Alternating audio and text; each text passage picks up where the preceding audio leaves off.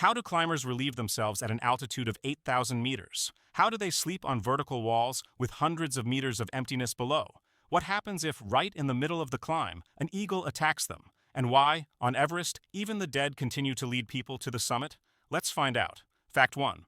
One chocolate bar for 3. Losing food in the mountains could mean a death sentence, but sometimes it became a symbol of endurance. Once, a group of climbers lost almost all their supplies. A storm swept their backpack full of food into the abyss. They were left with just one chocolate bar. 3 men shared it piece by piece, stretching it for several days.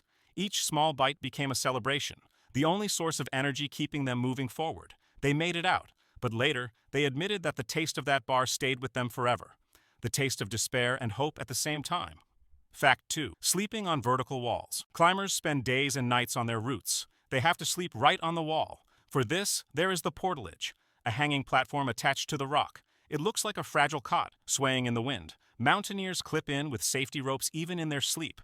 The fear of falling never goes away, but the construction holds. Legends tell of people waking up because a neighbor accidentally hit them with an elbow or knocked a flashlight into the abyss. Below, only darkness and emptiness. Sleep in a portaledge is not rest, it's half-consciousness, balanced between anxiety and exhaustion. Fact 3. Eagle attacks on climbers. On the vertical cliffs of Turkey and in the Alps, rare but terrifying cases have been recorded. For example, eagles, defending their nests, attacked climbers. Imagine, a person hangs on a rope while a predator with a wingspan of 2 meters dives down at them from above. Claws scrape the helmet. Wings throw off balance. In such moments, even experienced climbers felt panic. A strike from the bird could knock them off their hold, sending them down. In the Himalayas, danger came from the ground. Yaks were drawn by the smell of food. There were cases when animals overturned tents at night, forcing people to flee into the darkness. Fact 4.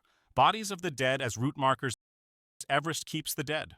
Hundreds of bodies froze in the snow and remained on the route. Frozen figures greet new climbers decade after decade.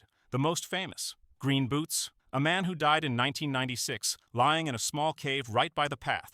His bright green boots became a landmark for those ascending. Many bodies cannot be evacuated. Altitude and conditions make it too dangerous, and the dead become silent markers. Everyone who passes by knows one wrong step, and their own body might become the next sign for future generations. Fact 5. Frozen laces and ropes.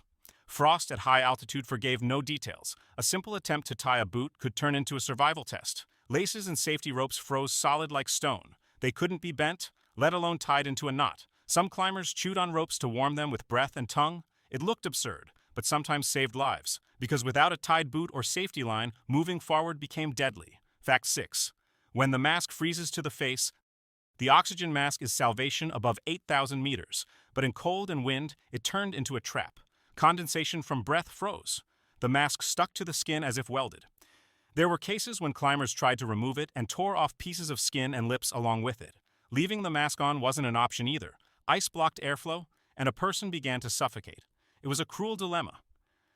Either endure frostburn or take off the mask and leave a bloody mark on the face. Fact 7. Hallucinations at high altitude. At heights where oxygen is twice as scarce as at the mountain's base, the brain starts to betray. Climbers saw mirages, glowing lights, columns of people, moving caravans. Some heard voices as if someone walked beside them, speaking, encouraging.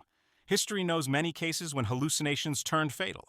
People strayed from the route, following an imaginary companion. Others sat down to rest, convinced a tent was just steps away, and froze to death.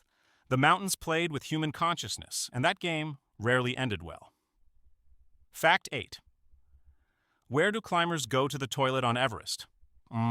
Climbers use sealed bags or plastic bottles. Everything they leave behind must be carried back down. On Everest, there are special toilet tents at base camps, but higher up in the death zone, where the air is too thin and every minute decides fate, only the bag remains. At -30, everything freezes instantly. It makes the task easier, but adds humiliation. At heights where every breath comes with pain, they must also think about how to bend their fingers in thick gloves and hold the bag while a storm tears at the tent.